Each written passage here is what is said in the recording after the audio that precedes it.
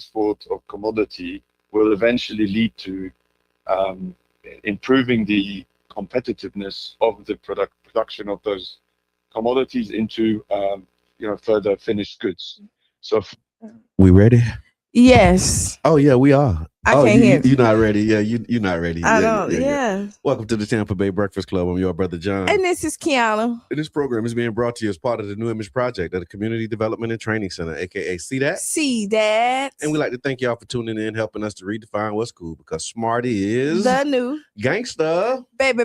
And if you don't know, now you know. Now you know. Crunk Coco, what's good? Hey.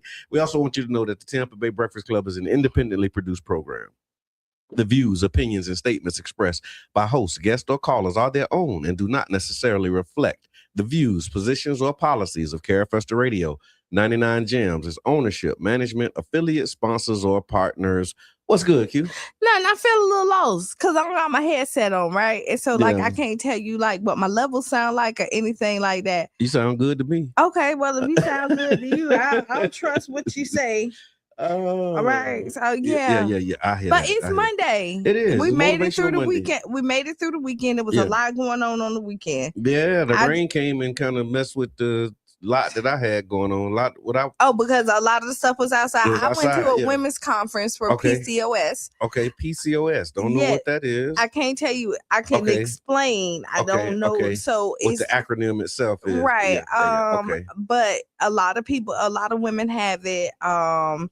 And it stops them. It helps.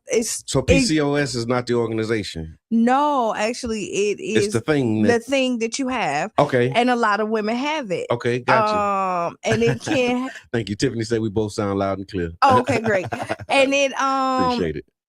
If you're having problems with conceiving, okay, a lot of women have this. If you have irregular periods, okay, this hard to lose weight. chin hair because your testosterone is too high. Okay. Sits on your ovaries. A lot of people end up when they get tested, and it's a list of things. Yeah. And so like learning, PCOS, right? And so people, you go, and even when you go to your doctor and get blood work done, they don't look for this unless you tell them you have some of these symptoms. And so like it was just about being an advocate of your body and knowing your body. And a lot of women find out later on in life that they have it, right? And anything like you can get on birth control pills, and this may like kickstart it. So the birth control pills kickstart the PCOS. It can. Okay. You know, there's not different, always, not but always, but can. And so yeah, like if you're having problems. Thank you. Tiffany says polycystic ovarian syndrome. There you go. So I went to a women's conference on Saturday. Polycystic ovarian syndrome. Mm-hmm. Wow. And it was a group of women. It was a really good, safe space that, you know, people can kind of tell the stories and the healing spot. So I did that this weekend. Okay. That sounds kind of heavy. Wow. You know what, you think it was, but it really wasn't, because like to be aware of what's going on with your body, now you know how to react. That's true. It's scary when you don't know and you're trying to figure stuff out. Yeah. But now you can put a name to it. Now you can figure out ways to, you know. If you can name it, you can conquer it. That's what they say too. Right. So let's see. I went and saw Michael Jackson. Okay. I went to the Food Wars. Food truck. Okay. Was that Derby Lane? Yep. Okay. Did that. It looked like that was going to be amazing too. I saw that. Yeah. Sister Nayera, what's good? Yay. This is amazing. That is amazing. It's needed to know about these things and have support. Right. And so back to that. Knew that was a thing. I never knew it was a thing either. Right. Yeah. And then I went, but to hear and CC Jones, Sierra Jones was the spearhead of this. Okay. And what she was saying is through her journey, when she was looking for people, nobody was here in the state. Like, you know, you go online, you find these support groups, and everybody she was finding was outside of here. And then to be able to pull these group of women together and let you know that like you have a community here, like we are here together. Yes. Was amazing. That's awesome. The reason I said it sounds like heavy, because I went to the African American Health Forum a couple weeks back. And good morning, like I real deal like got triggered at that thing. Like as they were talking, like I started having all these reactions and anxiety. When they were talking about, you know, just the different health conditions, and one of the brothers was saying how, you know, he felt fine, and then all of a sudden got this, you know, diagnosis, and it was just like, I won't say scared straight type stuff, but it was like kind of scared straight, because I was like, wow, man. Like, life will put you in that. Yeah. And I mean, you know, brother went from feeling good one day to like open heart surgery, you know, a couple days later. Yeah. You know what I mean? And then I thought about Chan. I don't think he would mind. He said it, but I remember Chan had something similar where he went in, you know, to a doctor's appointment feeling fine. And he was like, man, we got to get you out of here. And he ended up having like open heart surgery and started this whole journey. So I was like, man, God, dog. Listen, life is crazy like that. Like you just never know. Yeah. And then sometimes you don't want to get diagnosed because you feel like you be fine. Yep. I was fine until I went to the doctor. Yeah, then it went down here from that. That was my dentist experience. I had never been to the dentist. And after I went to the dentist for the first time, I started having all kind of problems with my teeth and in my grill. So yeah.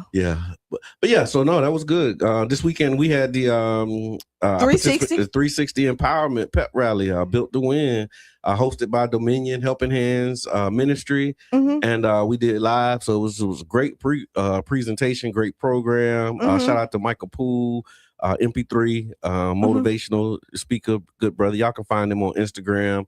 And lots of presentations, lots of great information, good food, good community. And so, yeah, it was an amazing event this weekend.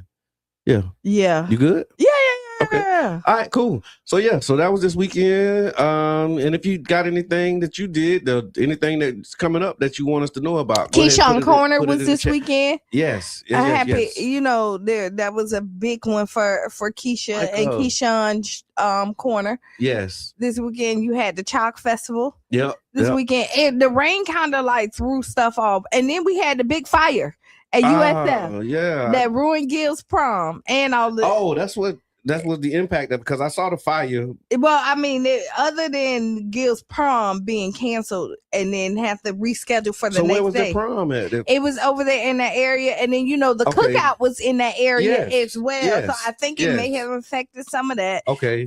Between the rain and the fire. Yeah, boy. Yeah. Because the fire, I saw it. It was it looked like it was around the hub. I think I forget what they call it. The innovation hub, the innovation district. It was in the lab, like over there. Okay. And so, they gotta think turn them burners off, man. Yeah. But they don't think, they said nothing toxic or anything came in. Okay. So we don't have to worry about that. They had to fight that fire. Okay. Damage though, right? A lot of damage. Yeah. The people may have lost like their life research and things like that that they've been doing. Wow. They don't know what they can recover from it the last time that I heard. And because of the fire, the Gibbs prom was supposed to be somewhere close to that, so they had to cancel. So you know what?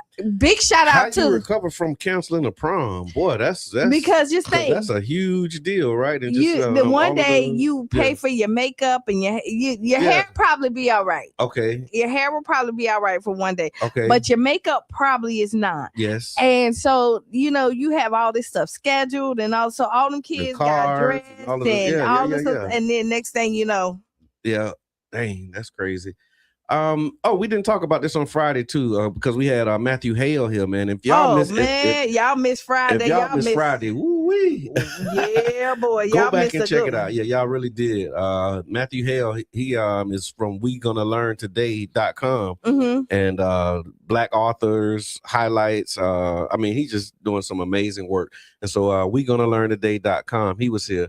But one of the things that was on the list that I wanted to talk about, and we could probably talk about it a little bit and then come back after the break, was the gas plant redevelopment open house. Mm-hmm. Yeah. And so they did the open house.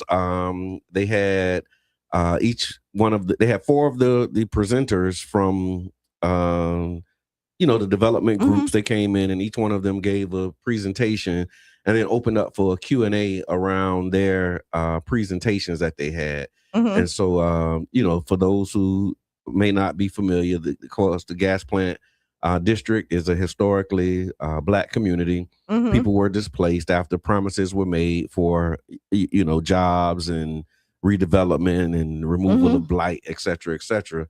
Lots of generational wealth was lost, and now here we are again having conversations about what to put there. How you feeling about like these community conversations around it? Did you get a chance to see the presentations and anything? And if so, was there anything that stood out to you in any of the presentations? I haven't seen any of the new presentations. Okay. I always think the community conversations are good. I just want you to listen to the community. Like, I don't feel like at this point there's a rush for it. Okay. I think that we need to make sure that we put something there that's going to be beneficial to the community. And I do think that the citizens of St. Pete should be getting something from it. Right. And so when you look at that as a whole, that's just my hope for it. Like, we know that people come in, the rich get richer, Mm-hmm. the poor stay poor. And there's really no benefits when you look at it. And I really hope that we can change that narrative in here. We have a chance to rewrite history Mm-hmm. and do it right this time. Yeah. And I think we should really take that. Yeah. What about you? No, I'm saying, so one of the biggest development deals, so this was, I guess they call it the Bird Group. So the Bird Group put in a presentation. One of the quotes from their presentation was, "We've got the biggest and the best and the most money." They're talking about doing 3,600 units of housing, giving $275 million to the city, creating jobs, parks, culture, and everything else. And then you had the Foundation Vision Partners, which was another one. The Foundation Vision Partners, they said, don't trust developers, trust the process. And honestly, when I was listening to their presentation, it kind of resonated. It made sense the way that they presented it. Okay. Because one of the biggest things for me in their presentation was that the first thing that they said they wanted to do is like a master plan, like really plan it out, kind of grid it, and then the city would keep control of the land, so they're not looking to purchase the land. I like that. The city would own it. And also they said that they wouldn't just work with one single developer, because that's been one of the things that has been a hindrance to the whole process. Okay. Is where you get one developer, and if something go wrong with that developer, then the whole project stops. Project stops. The whole, you know what I'm not really that interested in? More housing. Okay. Like I don't like. I'm not because look at all these empty places that we have. We have so much housing here. Yeah. And then we got vacancies everywhere. So like the housing, I'm going to tell you, like when you come to me, like more housing does not interest me whatsoever. Don't give me affordable housing. Don't give me $1 million house. Like that doesn't, when I think about it, like that doesn't do anything for me. Just building more house. Like it's almost like what Chief Holloway says about crime. You can't arrest your way out of it. Yeah. And the city's trying to build their way out of this affordable housing. No, you can't crisis, because you're building more housing, right? Okay. And we still got a lot of places empty. And they can, some of them places empty. Like, I don't know how like somebody could go in there and negotiate some affordable housing for those units that's empty. Let's fill up what we got before we rebuild something else that possibly gonna be half empty in the darn way. Put it in the chat. Let us know. Is housing still a priority for y'all? No, I hear that. I hear that loud and clear. Because that's an interesting angle, and I've been thinking about that too, right? We're doing the CRA. We did the 10-year check-in on the CRA report. And doing some engagement around that. Another thing that I did was I was at Food Truck Friday, which was amazing this past Friday. Shout out to Urban League and all of the work that they're doing.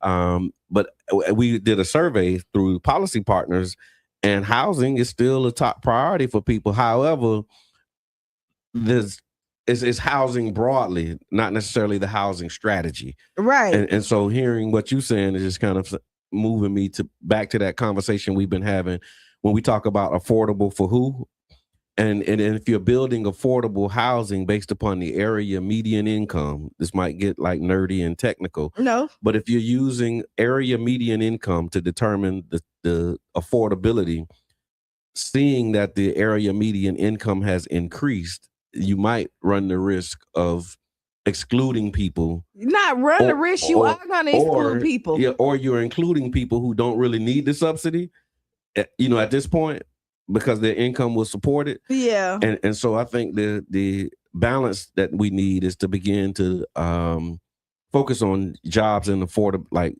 increasing income. Because the more money you make, the more you can afford. The more you can afford. For me, I want to focus on the jobs. Yeah. Right. Some training so that you can get better workforce development. Yep. Yeah. And then also how to control this flooding. And I think half of this is us building up St. Pete, and these housing is a problem. And this is why our infrastructure is flooding like it never did before. We don't have nowhere for this rain to go. Like all the greenery, all this, we're coming in straight concrete. Yeah. And the concrete cannot soak up that water. Right? And so where does it go? It goes in our sewers, and then it floods our street. And now we keep on talking about more housing, and we have not figured out a way to control what we have right now. Let's continue this conversation after the break. Because we got a lot of comments, and I can't read not one of them. We can talk about what the people say. Miss Teresa, Miko, thank y'all for the comments and engagement. Miss Eva, we appreciate that. We'll talk about that after the break. We'll do what the people say. We do have some headline news. We'll do Would You Rather. We haven't asked Qiana. And so we're going to step away for 6 minutes. We'll be back. So radio audience, you'll get some Democracy Now! Headline news. And Facebook, y'all tap in, tag a friend, and we'll be right back at 6 minutes after the hour. Yep.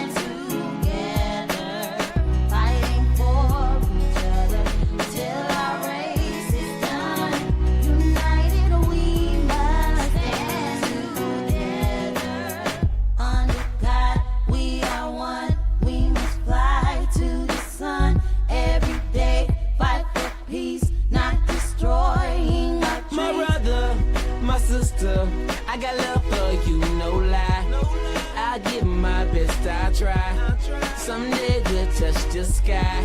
You're an angel, little baby, wipe all your tears away. I know it's been crazy, but keep your head up high. Foot chase through the projects, dodging foreign objects. Street knowledge, I should've went to college. Odds stacked against me, surviving off instinct. 3 blocks from the precinct. Lil' homie caught a case, others lost family members. Product of his environment, projects produce violence in the middle of the streets, cause that's how we eat. Just a rap about the trap don't mean I ain't about peace.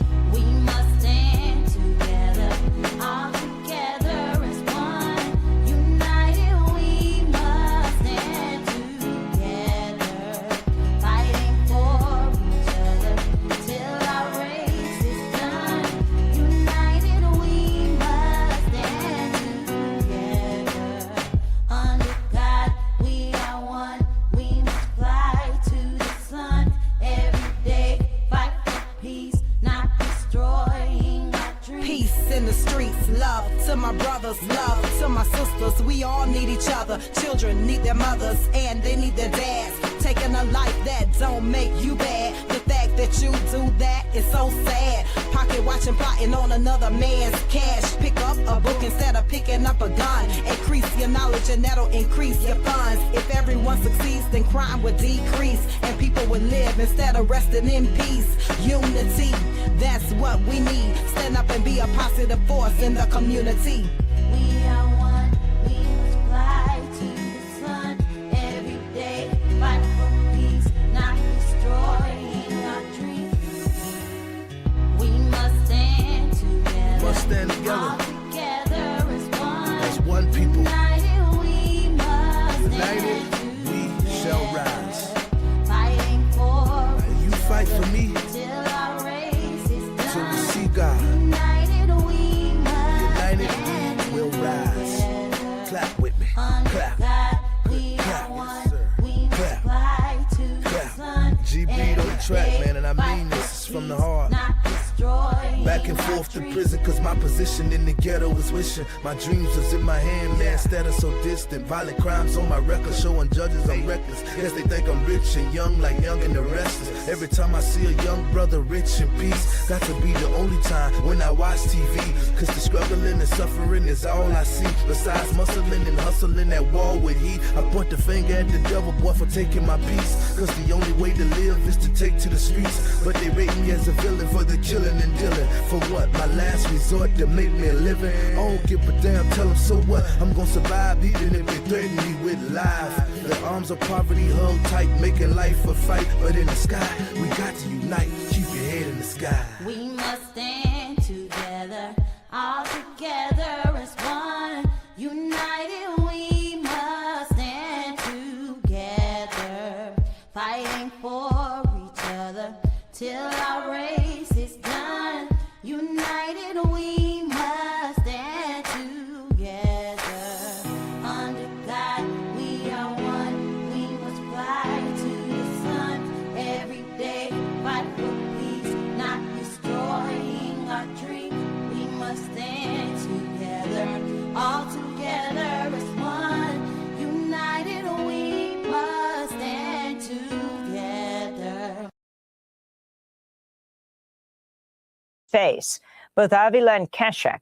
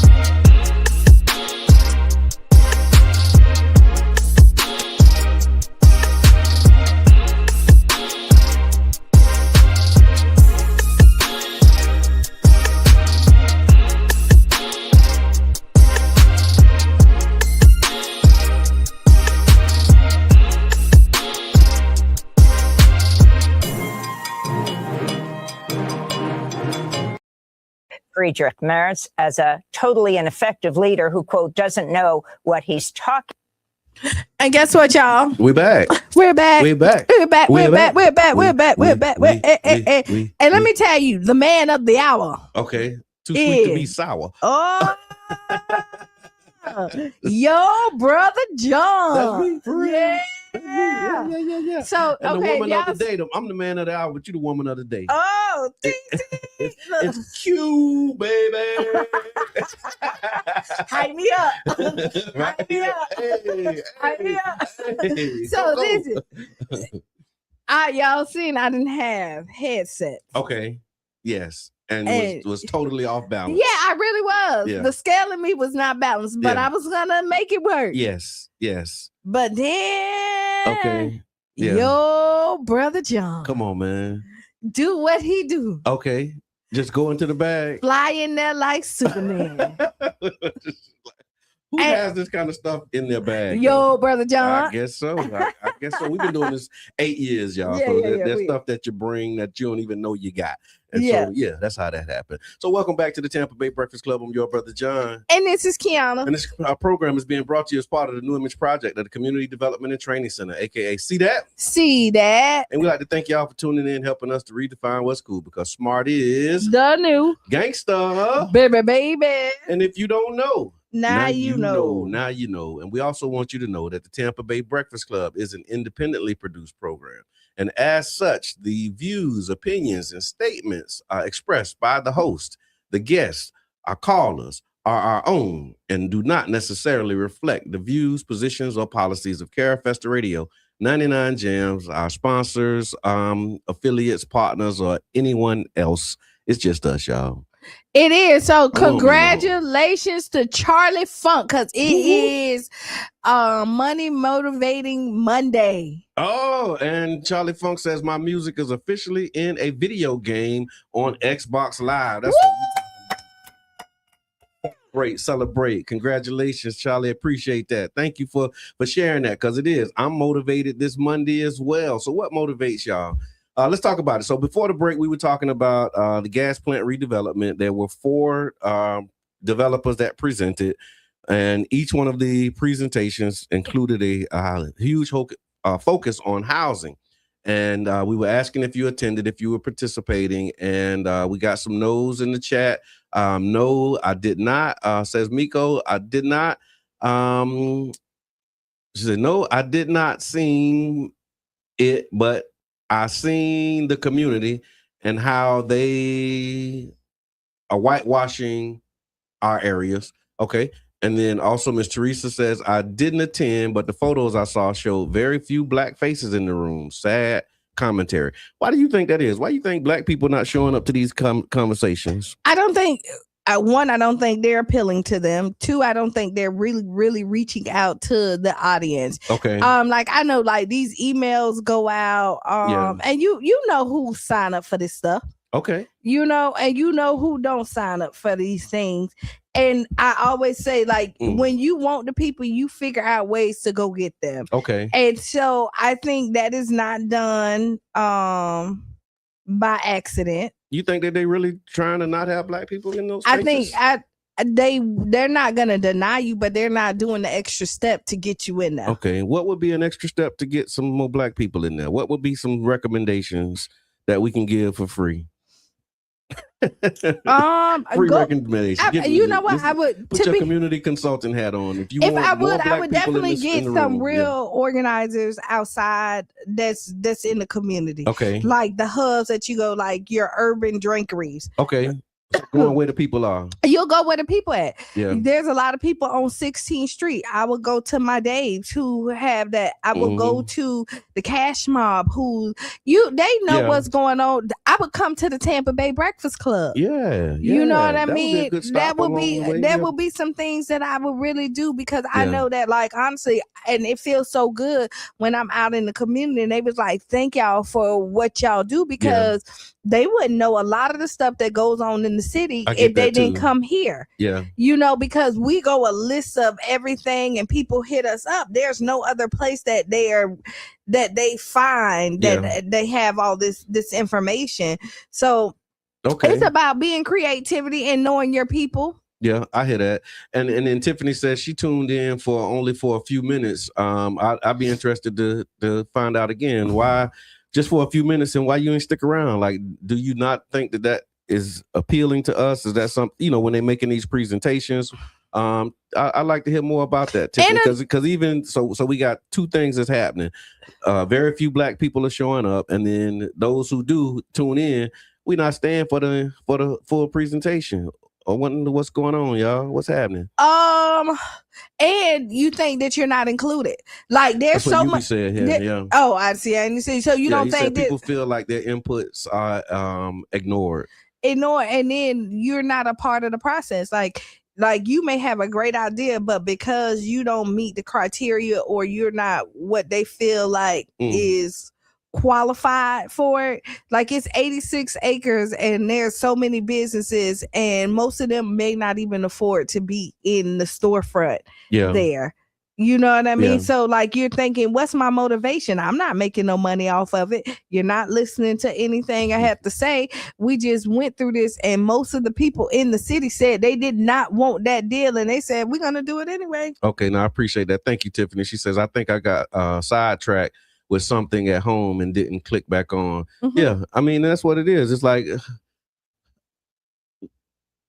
so I've been having some challenges with this too, right? Because we talking about, making sure that Black voices are in these spaces, having these conversations. And that's a part of what we were doing at Food Truck Friday, was just going out, talking to people about the CRA, the investments that have been made, and getting a sense from the people, like, do you think that these investments are benefiting the legacy residents? And we're actually going to present that. I'll be sharing the results of these surveys that we're doing in the weeks ahead. But then also just asking people about the changes that they're seeing, and then how they see themselves as a part of this. We were asking people, if you had to choose an area to invest in, what area would it be? And housing was another one of the big ones that came up, right? But again, housing that is not tied to a strategy, is just saying, look, it's a lot that, you gotta. People want to be able to afford nice places more than anything, true. right? And people don't want to be staying with their parents. Don't want to be roommating with people. So housing still is a big thing, but not building more housing. Because we have so many empty buildings right now. So how do you feel the buildings that you already have? Ms. Eva says that some people also feel like they have heard all of this before. And so it's like Groundhog Day, right? YouTube at Hard Rocker, Build Back Better.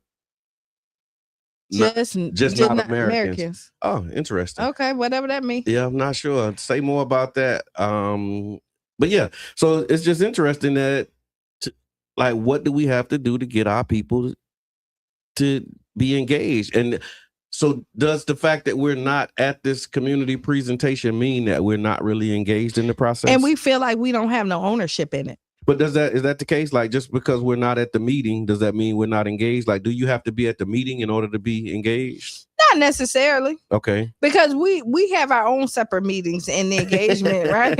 We do this, but okay. But you want to be counted. Okay.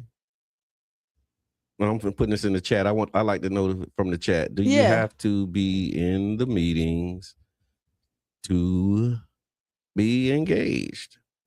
Let us know, y'all.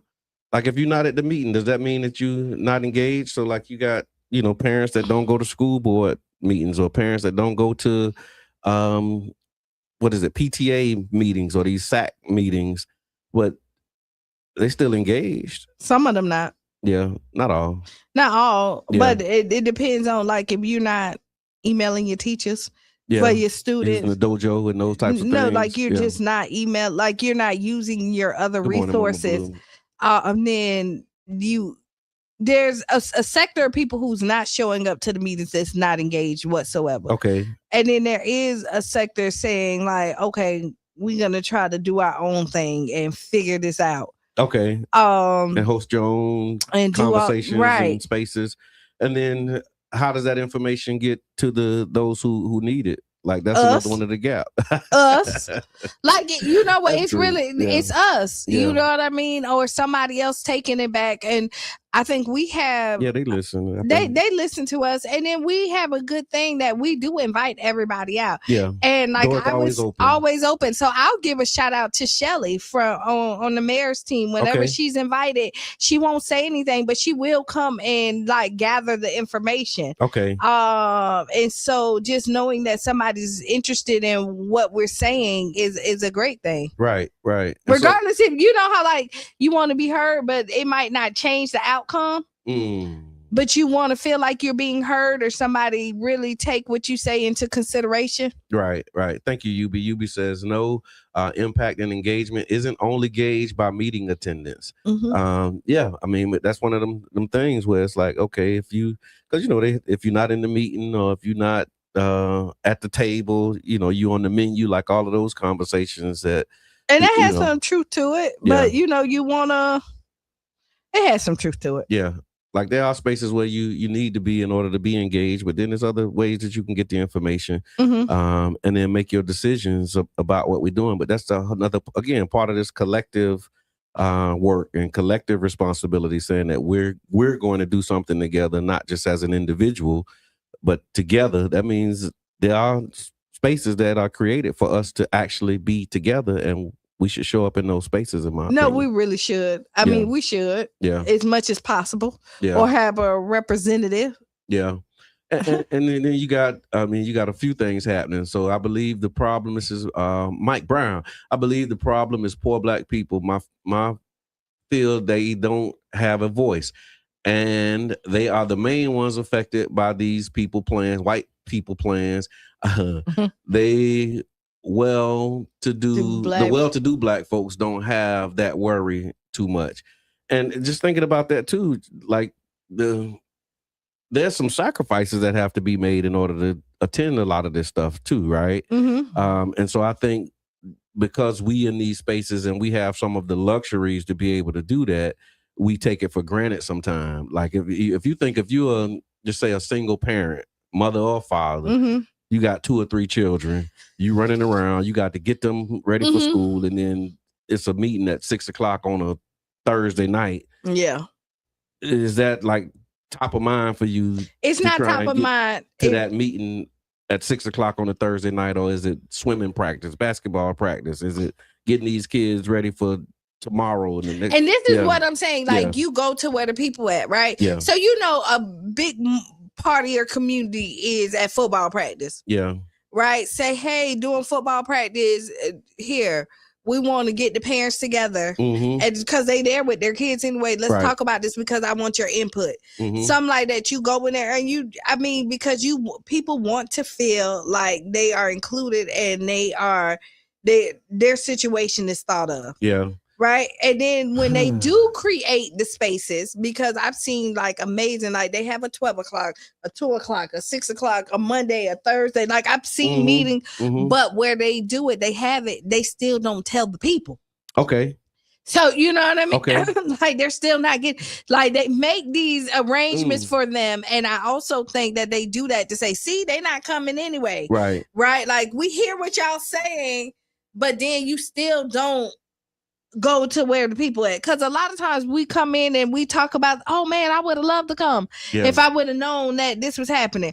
Oh man, I was looking for something like this. But and I guess this some of the comments and just what you're saying too, it reminds me, right, that of this idea that we're not a monolithic community, and everything that's important to everybody is not always the same. And so Mika again, she say they get to Crenshaw with no problem. And that's priorities. It is priority. And they get there late night, but look at the marketing. Okay. Look at so you go in, people.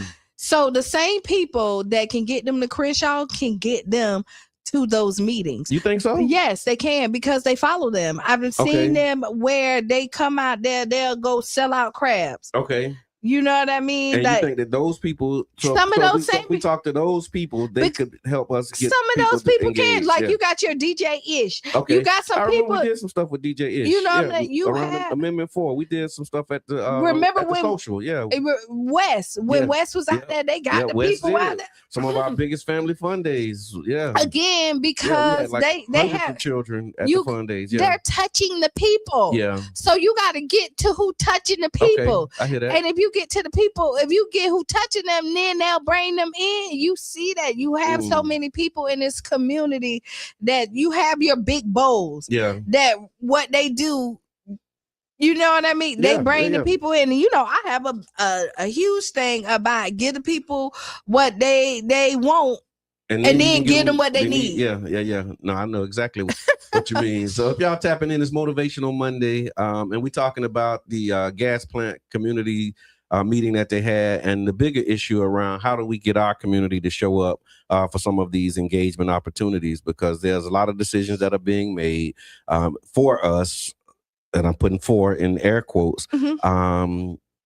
And for our area, and we're not a part of these decision-making processes. And you want me to tell you, a lot of people that hang out like at Crenshaw and all this other stuff, they doing all this other stuff, they still are invested in this city. Yeah. Like and they're registered voters. Yes. That was one of the strategies. Again, shout out to Mr. Edmond with a lot of the work that we were doing, because he was like, man, look, it's 300 people in this line.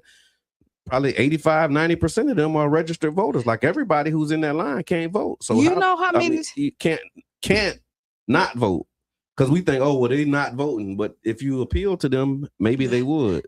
Like I have sat in the club line, like when Cabana was here, and had people sign petitions while they sitting in the line. Yeah. Like I done went down there and talked to it. Like people might look at me crazy, and they be like, "Yeah," and I'm telling them why, and they sign it. Oh yeah, they'll do it. You gotta go to the people. Yeah.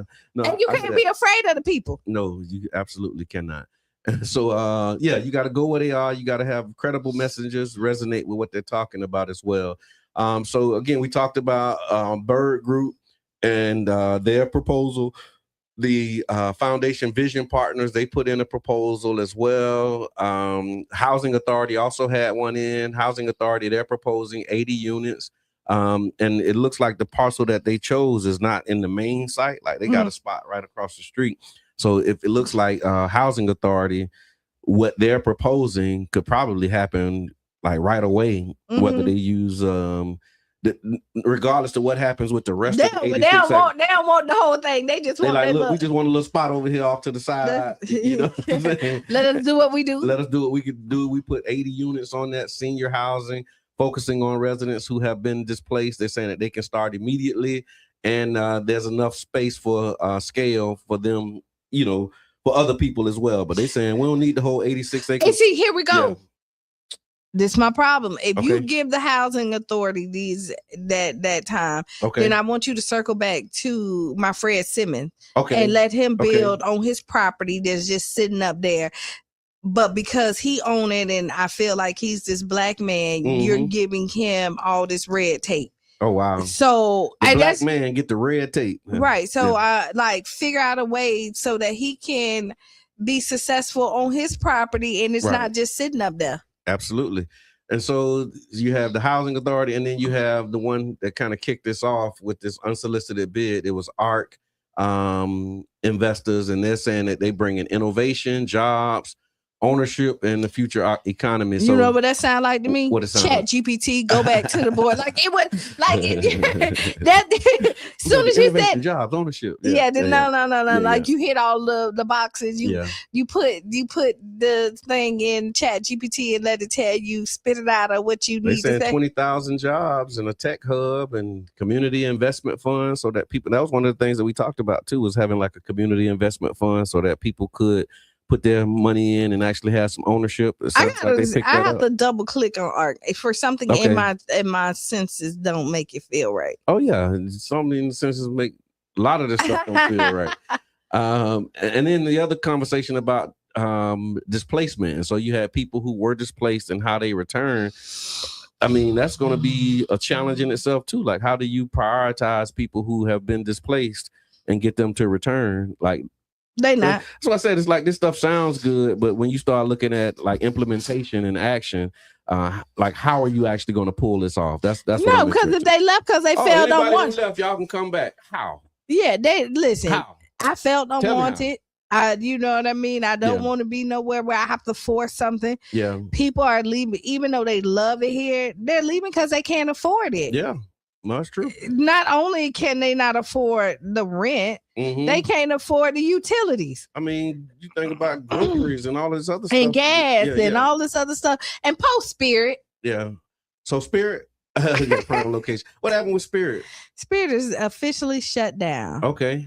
They canceled. Spirit Airlines. It's officially closed their doors. Spirit like one that people use? Because I used to hear bad stuff about Spirit. Y'all can say whatever you want by Spirit. Okay. I was a Spirit girl, and most people are Spirit people. Okay. Like I'm not. Now that Spirit is gone, you hear all your Spirit. Oh man. Now people miss Spirit. Yeah. Okay. Yep. And Spirit. Like I had a really good experience, and like I've traveled Spirit a lot. The girls travel Spirit a lot. A matter of fact, Spirit sponsored June's Diary. Okay. For many of years. Okay. And I saw a post that they was blaming Biden for killing Spirit because I guess Spirit and JetBlue was trying to merge. That wasn't that. And they said that they wouldn't allow the two of them to merge. And they said if the merger would have happened, then Spirit would still be here. So people were saying because the Biden administration killed that merger, they also killed Spirit. No, that's that might have some.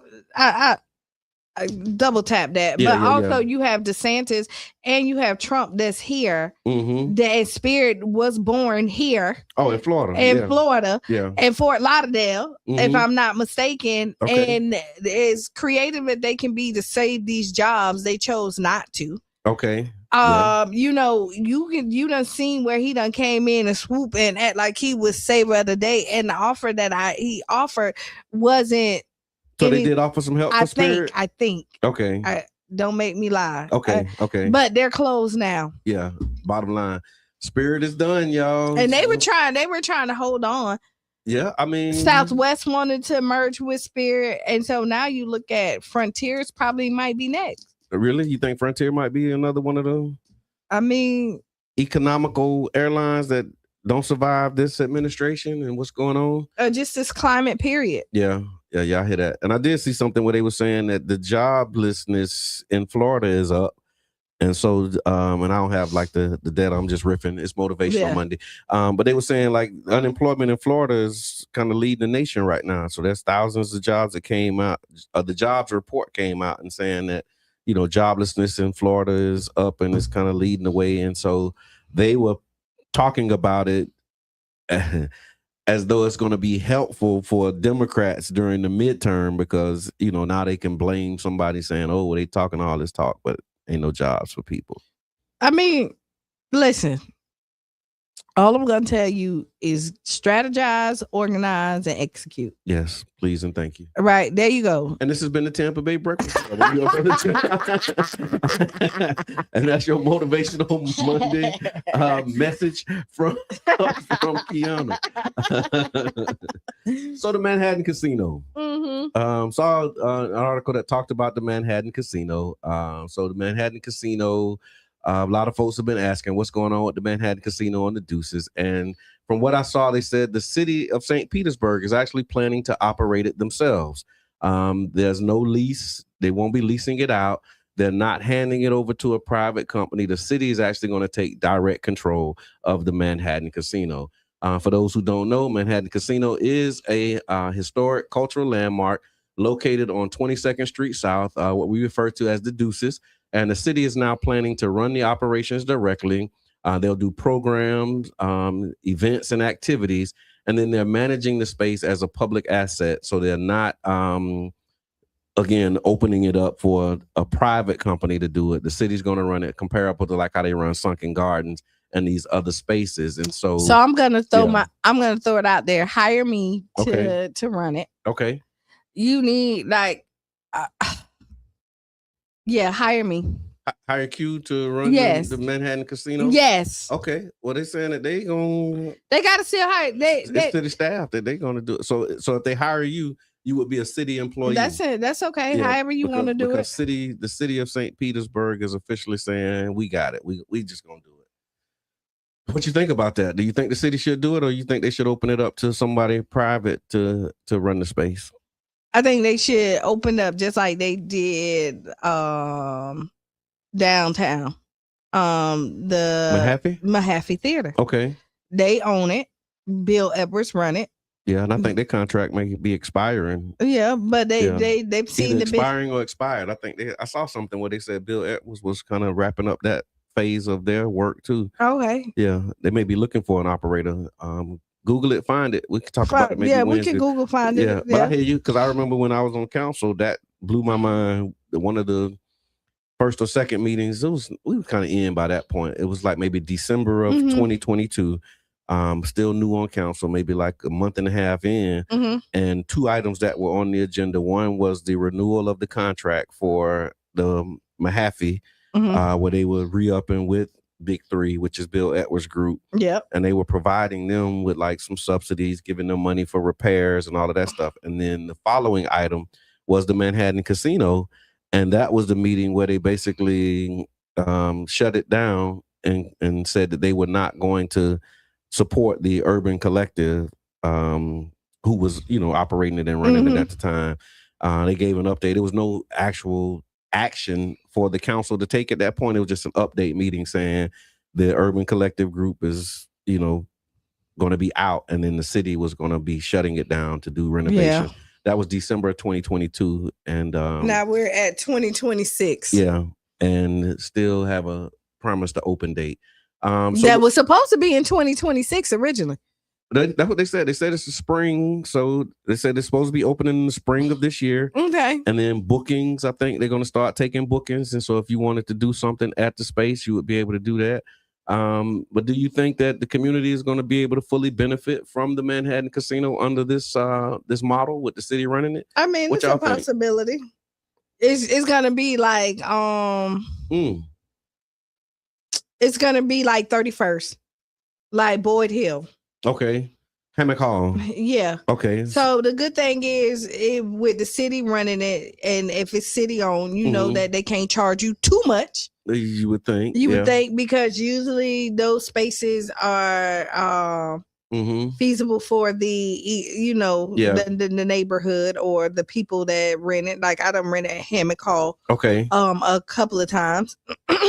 Okay. And so you think any difficulties, any challenges? I've never had any difficulties getting any of those spaces. Okay. That's like renting the gym and all that other stuff. But then there is other red tape that comes, like, there's other things that they tell you can't and cannot do. Okay. At those spaces because it's city owned. You're looking at alcohol. That's some of the can't do's. Yeah, you usually can't. Okay. And there's a little bit more red tape you got to go through. So what y'all think? Do y'all think? Put it in the chat. Should the city be running the Manhattan Casino, or would you prefer to have somebody from the community to actually operate it? I'd rather the community, and not the city that partners up with the city. Okay, so having a good relationship with the city to run it, but having the autonomy what did Dan a private say? Organization can do. All right, Dan says the mayor is using Manhattan Casino as a political push for his campaign. The next mayor will put it back in the hands of an actual operator. That's Dan's prediction. Okay. And so, yeah. And congratulations to Dan for Jackson. Jackson's Jackson's is open. I haven't seen the advertisement. I got to make it out there. Hiring too, I think. They said, Dan, you still looking for people? Put it in the chat. Let us know. We talking about jobs and job creation. And so people need work. So if you need work, Dan might have some for you. Would you rather? Did we do Would You Rather? No, Would You Rather. I'll tell you what the Would You Rather, and I just shut it down. Okay. Right? Would you rather? All right. Call someone by the wrong name twice, or avoid saying their name at all for the whole conversation? Call someone. Okay. Keep going. Call someone by the wrong name twice. Okay. Avoid their name the whole conversation. I'm avoiding your name. I do that anyway. Yeah. Yeah. I'm a name avoider. Me too. Yeah. I'm a name avoider. I got it bad too. I do too. I got it so bad. I got it so like. And then later on, I'll be like, "What's that? What's that?" Like I don't know who the person is, right? Yeah, I have great interactions with people, but I just can't remember their names. I need to. I don't even know if I brain need to say at this point. and say their names. Yeah, I don't even know if I'm trying anymore at this point. Like at one point, I used to be trying. Like okay, I'm gonna try real hard to try and do this thing, but it just haven't worked out that way. So why is it so people like? Excuse me, what is it so hard to say? What's your name again? Why is that? Yeah, it's so hard for you to be like. So I tell you this for me,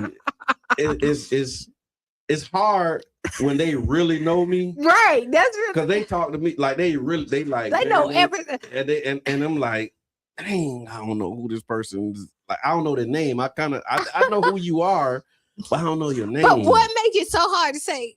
Because I feel like I should know. Right, you should, but you don't know. Yeah. And I don't want to ask. I think I'm gonna look my mid-year resolution. I'm not gonna not ask. So, what's your name again? Yeah. But then what's a polite way to do it without people taking offense? What's the polite way to get somebody?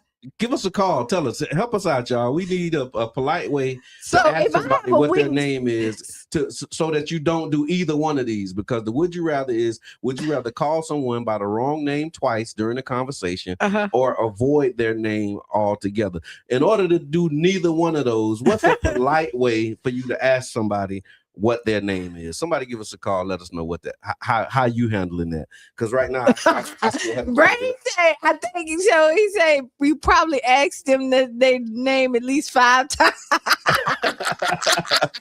That's why you don't want to ask again, because you've already. You need a wing. Yeah. You know what? You need a wing person, like a new person.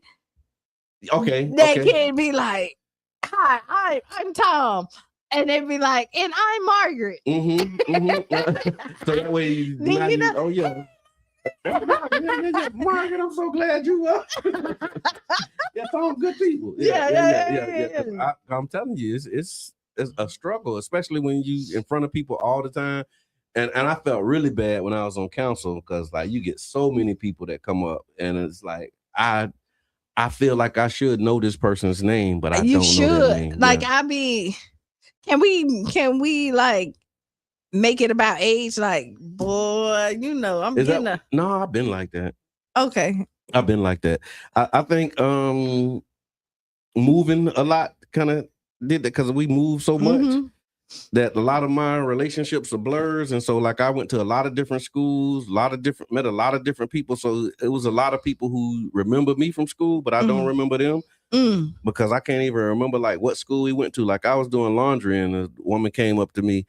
I shouldn't say this, but I'm gonna say it. She was an old woman too. And I'm looking at this old lady like wondering, like, okay, dang, this is an old lady. Yeah. And then she like came up to me and called my name and was like, we went to school together. I'm like, hey, I thought this was an old lady. Let me tell you. And we went to middle school together. So I'm like, oh man, I felt bad in that moment though.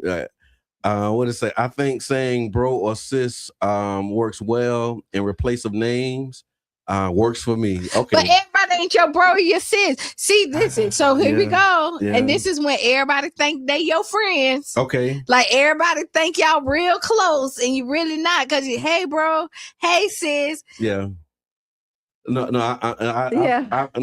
Miss Mindy, thank you for that. She said it's okay. I asked someone nearby, who was that? Yeah. No need to apologize. Just keep talking. And I do too. Like I did sometimes. I just had somebody do that to me. They was like, "Who is that again?" I do that. People have full conversations, and sometimes Cheyenne know them, and sometimes I know them. Right. And we boom. And me and Shy's like, you didn't even know who that was. I'm like, nah. Then she'll have to go down. I'm like, oh, that's right. That is like I don't know the face, but I just don't know the name. Like I'm sorry. So if I don't know your name, practice. Yeah. Top of the morning. He talking about that. No doubt. And LA Keys, appreciate you, my brother. Top of the morning. Thank y'all. Thank you all. He didn't say y'all. That was me. Thank you all for the support and love. The Breakfast Club showed up for the cookout on Saturday. Thank you so much. We appreciate that, man. Happy to hear that. And I was worried, my brother, because when that rain came, I was like, and then when I heard about the fire, I'm like, oh. See, I heard about the fire later, so I'm glad to know everything worked out because it was a lot went into it. That's what I was thinking too. I was like, man, this is so unfortunate because I know what people put into planning these events, and then to have that type of weather. It's definitely. And I like outside events. And then Brain say, "Here we go, Qiana." Here we go. So if you're just tuning in, it's the Tampa Bay Breakfast Club. We've been covering a lot of ground. You can go back, Ms. Mindy. Thank you as well, because I know that was when we talked about the Manhattan Casino and what the city's plans. We gotta get Mindy on here. She got some. She's active in the community. I would love to talk more because people need to get to the dentist. Okay. Oh my God. People need to get to the dentist. Yeah, it is huge.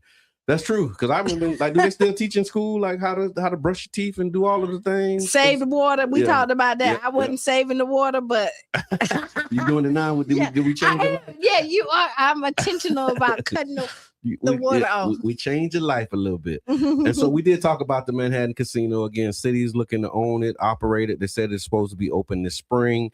And then bookings, I think they said bookings were supposed to be happening in the fall. I don't know if that happened, but I do know that the press release said that springtime was when they were scheduled to be opening the newly renovated Manhattan Casino. I think they said they put maybe like 4.8 million in it, and it will be city owned, city operated.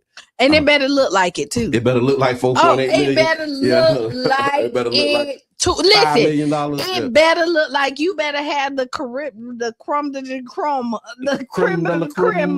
all of that on that. Listen, for real. All right, and so we do have. I got a what the people say, and I also got what ask Qiana. So do what the people say, because we got 15 minutes. Then we'll do the ask Qiana. So what the people say. What the people say brought to you by yourbrotherjohn.com. If you want to really know what I'm into and how I'm into it, you can go to yourbrotherjohn.com.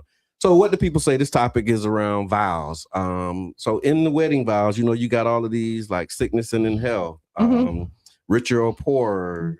Like to death do us part. But then there's this one that we don't talk about a lot. It says to have and to hold. And so I asked them, was in this, I'm in the marriage group on social media. I saw it. And I'm in that marriage group too. You're in the marriage group? How you get in the marriage group? Because I want to be married one day. I'm in expiring, so I'm in there. I be wanting to put my little pictures like, show you how long you and y'all been married. Not yet. Okay. But it's coming. I'll throw it out there. But go ahead. I hear that. So to have and to hold. And so we asked, what does it really mean to have and to hold? And as Mindy said, she would be happy to come. So we'll make sure that we get you the information. So the overall vibe on what to have and to hold mean, there was some deep thoughtful answers, some relationship wisdom, and as well as some humor. Of course, people always have jokes. And so one of the core themes, they said that having and holding is commitment and choosing each other. So I choose you and I keep choosing you was kind of the idea, accepting your partner fully, having a lifelong commitment. So it's not just getting married, it's staying committed daily was some of the interpretations of to have and to hold. Have and to hold, like I have you and I hold you down. Okay. Listen, I got you. So like, and keep on having like, you. Like when I hold you, like when stuff get worse, when it get bad, and like you lose your job, I'm holding us down. Okay. You know what I mean? I have you when it's good, and I'm holding you down when it's bad. I hear that. That's my interpretation of it. That's Q's have and hold. Yeah, have and hold. We lock and loaded, however you want to do it. Locked and loaded. Some of the others will support, care, and protection. So that means you're responsible for how you show up for your partner, staying through the hard times. So hold on when it gets tough. Fix it, don't replace it. Work through success and failure. So the message for this one was real love shows up when it's not easy. That's another part of the having and the holding. Because every relationship, like you go through this, like you have your highs, you have your lows. But like what keeps you there at the lows? because it's easy to rock the holding, right? Because it's easy to rock with people when the highs, because everything good. But when people are at their lows, when they're going through their mental breakdowns, their depressions, their insecurities, or at that point right there, how do you stay in there? Because it's not always the safest. Yeah. You know what I mean? It can be toxic. A lot of people say stuff that they don't mean, and it can be hurtful, and you take at that low point, you take a lot of blows that you didn't expect. So is that a part of the worser? The what they say, the better and the worser, that might be the and the worser might not be the word, but that's how we talk around here. Yeah, I mean, it could. Yeah. But to have in the whole, all of that don't always mean money, like poor spirit, poor, mindset. Right. Attitude, poor. Yeah. All of that. But having and holding. Yeah, through all of that. Okay. That's all in the package. I think it is. Because you signed some agreements that repeat themselves just to make sure. You ever did a test, they ask you the question 50 times. But they ask you in a different way? Every time, just to make sure you got it. Okay. So here's some of the key takeaways that from the have and hold conversation, y'all. So the key takeaways, the people are saying. Thanks for the stars, Mindy. The people are saying to have equals accept you, choose you, receive you fully. And then to hold means to keep you, support you, and stay with you through everything. So lots of people feel that people are good at having, but they struggle with holding. They said the commitments fade when things get hard. And that's a little bit of what you were talking about as well. So do you think people are better today at having than they are at holding? People are horrible at holding. And the divorce statistics bear that witness, right? Yeah. So what y'all think? Are people better at having or at holding? Put it in the chat. Let us know. To have or to hold. Are people better at having or at holding? All right. So yeah, but that was interesting. I just thought, and it's still like, what happens in that marriage group, once you put something in there, like you got to turn off your notifications. Man, that thing is exploding. And so, yeah, but thank you for engaging. Let us know. Y'all put it in the chat. And then we also have an Ask Qiana. Okay. Ask Qiana, brought to you by the One Community Grocery Co-op, ocgc.coop. Ask Qiana.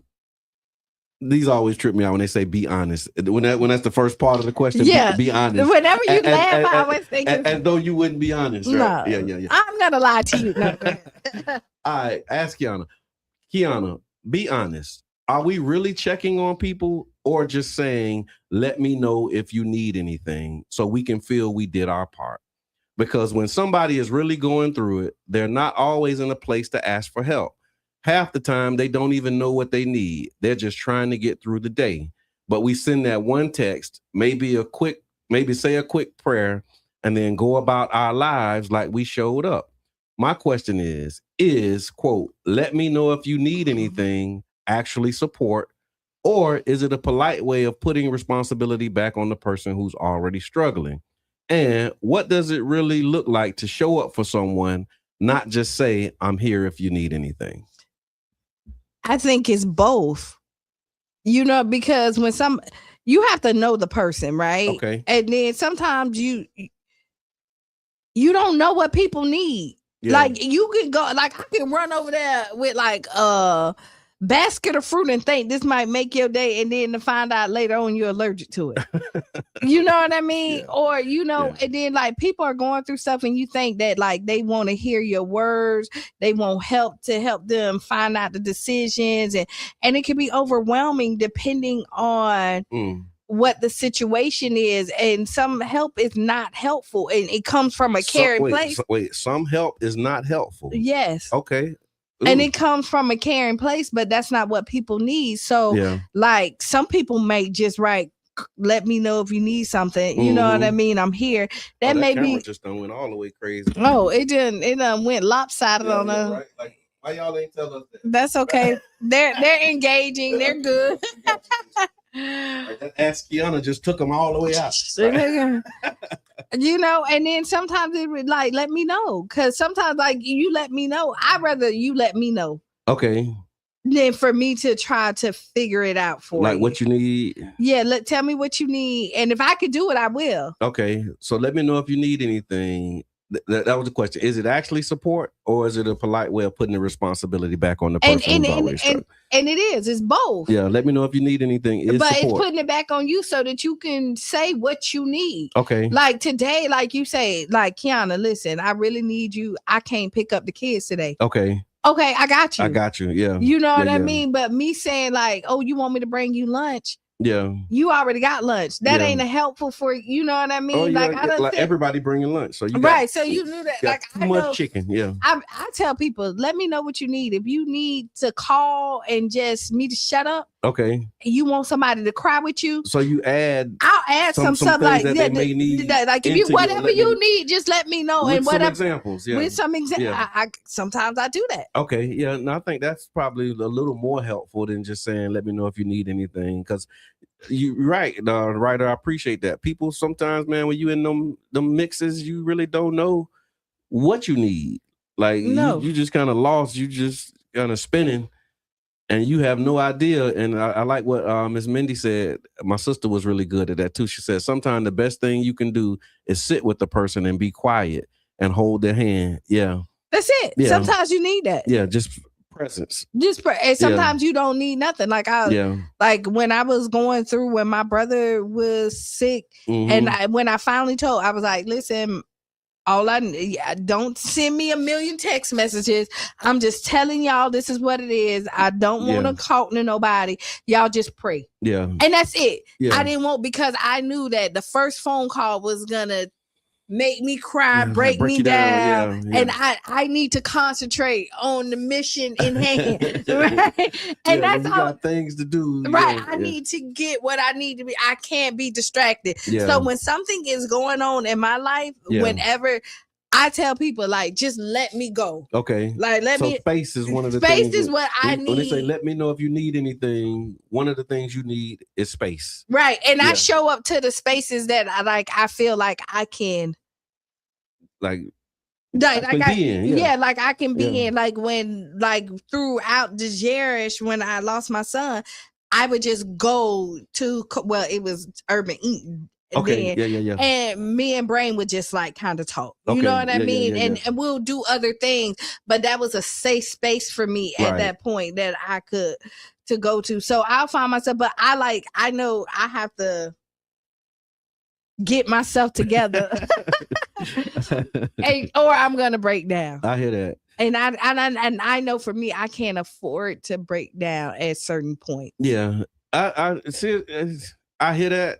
They can't afford to break down at certain points. Yeah, at certain points. Because here's the thing, like there's been times where I wanted to break down and I just couldn't. Yeah. Right. And then I have people that I talk to and it's like, man, I'm trying to keep from breaking down. I'm like, why? I wish I could just break down for a minute and just have a ugly cry and get it all out. When you want to. Like I had some moments where it's like, man, I just wish I could just let it go right now. You know what's what's so disappointing is like when you want to break it down and you're looking for that person and that person don't give you that. Yeah. Like you be like, oh, I just want to run. I just let me cry in your arms or whatever the case may be. Yeah. And that person can't be there. That's enough to do it. Yeah. That takes you down. It's like, why? That's a different kind of, that's a different kind of break. That's a meltdown. Yeah, I mean, sometimes all you need is a good cry, man. You do. Sometimes a good cry. Like, stop that. Okay, I can't, man. If you feel like breaking down, go ahead. Yeah, you do that. Get in the shower. Give yourself. Get in the shower. Do what you need to do. Close the door. Give yourself. You do need that space to. It's like that. Like that's the release. You know what I'm saying? Like you holding it, you bottling it up, and all of that stuff, man. Give yourself permission to just break down, have a good ugly cry, and then come on out of it, get on with it. And when situations, I tell my friends, and I'm like, hey, listen. Yeah. I'm giving you 72 hours. Okay. 72 hours to mope around. Yeah. Cry. But after that, we got to keep it moving. Now you can feel those emotions, but like I'm giving you 72 hours to let it stop your world. Okay. But after that, then there's emotion towards something. But here's the thing that I've learned over the years. That's what I hear that. I hear that. One of the things I've learned over the years is I will never tell nobody to stop crying. I ain't telling you to stop crying. Yeah, if you crying, cry. I ain't gonna be the one to say, stop all that crying. Get yourself together. Man, look, especially if it's a black man. If a black man crying, the last thing I'm gonna tell him is to stop. What I am gonna tell them, man, get that out your system, run that. I agree with you. But you can't let it stop your life. Yeah. That's when, that's the one thing. That's I give you 72 hours to let it stop your life. I'll give you long as it takes. No. My friends, this is me. I'm like, does not. No, you can grieve as long as you want. Sure. But for it to stop your life, you can't do it. Like when I minister to people who have lost their children, I tell them, feel every emotion. Yeah. Take your time. If it hits you, but don't stop your life. I find it hard to just like, because I mean the stopping and starting, it don't happen all at once, right? Like it's kind of like a train. You'll be surprised. Like you stop and then. So you quit, but then you don't stop, right? But some people do. Like sometimes you you'll be surprised, quit and then eventually you stop. No, listen, some people do. Yeah, they stay in this depressed state. That's true. No, right, I've seen it. And I've seen it. Right. And it's a lot of times like, and I can only speak from my aspect. What you just said reminded me of like I know somebody who has been grieving for a very long time, and they let it stop their life. Yeah, and like their health has deteriorated since they started this journey, and I mean it's been bad. And I ain't the therapist or the one to diagnose or anything, but I can, as I reflect, their health and the grief kind of go hand in hand, and I've seen their health steadily decline because they haven't really processed or dealt with the grief. And I'm not telling you not to grieve, because I grieve every day. Yeah. Right. But I just can't. And there's times when I just sit in my car and I cry. Yeah. And it just come out of nowhere. And then after I get that out, I'm like, all right, Qiana, let's go. And I'm not saying suck it up, but we still have something because like as a parent, especially when you lose a child, you feel like if you have a good day and you didn't think about your child that passed away, you don't love them the same a lot of times. When you try to move on from somebody that you cared about and you do it without them, the grief makes you feel like that. Like you're not supposed to be happy. Right. And that's a validation of your love. And it's not. Yeah. Because if they were still here and you wouldn't be thinking about the kids, if you had that good day and you came home and they was at the house, you would. So you have to still know that you're a parent regardless and you're human. Right. So feel it. But people will put that on them and then be stuck there. And they'll say that's the way that they're honoring their loved ones who passed away. It's just by being in this perpetual state of because this is how I'm honoring you because I'm miserable without you. Wow. All right. Well, that was great, y'all. So let us know, put it in the chat. And then again, we had some amazing conversations earlier. So if you missed it, go back, watch the replay, tag a friend, tell a friend, share it. And then we'll be back on What's on Your Mind Wednesday with some updates. What's happening? What's going on? I mean, there's a lot of stuff happening in the political space. I think qualifying for these races is June. And so just starting to begin to have conversations about your vote plan, how you plan on doing it. The Supreme Court tripping. So like that's a whole thing. You got new maps. Florida drawing new maps in the middle of the year. So it's a lot that's happening that we need to be on top of, be aware. And it's 9 o'clock. And so with that, we'll let you know that up next is Sister Hughes. Lose your shoes. Shout all around the house. This has been the Tampa Bay Breakfast Club. I'm your brother John. And this is Qiana. And we out. Bing, bing.